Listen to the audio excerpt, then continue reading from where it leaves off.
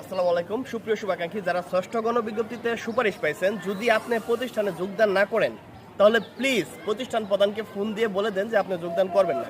কেন আমি এই কথা বলতেছি, কারণ আপনি যে প্রতিষ্ঠানে সুপারিশ পাইছেন সেই প্রতিষ্ঠানে যদি আপনাকে সহ আরও 3 জন সুপারিশ পায়, তাহলে আপনি যে যোগাযোগ করতেছেন না, এই আপনার কারণে বাকি 2 জন যদি যোগাযোগ করে তাদের রেজুলেশন বা তাদের নিয়োগ প্রতিষ্ঠান প্রধান দিতে চাইবে না। কারণ প্রত্যেকটা প্রতিষ্ঠান প্রধান চাইবে যে যারা সুপারিশ হয়েছে সবাইকে একসাথে রেজুলেশন করে একসাথে নিয়োগ দেওয়ার জন্য।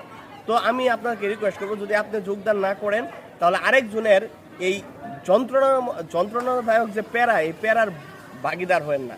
তো আপনি প্লিজ যদি যোগদান না করেন তাহলে অবশ্যই ফোন দিয়ে না করে দেন, কারণ এটা প্রত্যেক প্রতিষ্ঠানেই ভুক্তভোগী। দেখা গেল যে আমার প্রতিষ্ঠানে 3 জন সুপারিশ হয়েছে, 2 জন যোগাযোগ করছে তারা জয়েন করবে, আরেকজন জয়েন করবে না, তাহলে তার জন্য 18 তারিখ পর্যন্ত বসে থাকতে হবে। সে যদি ফোন করে না, মানে যতক্ষণ মতো না বলবে যে স্যার আমি জয়েন করবো না, ততক্ষণ পর্যন্ত তার জন্য অপেক্ষা করতে হবে।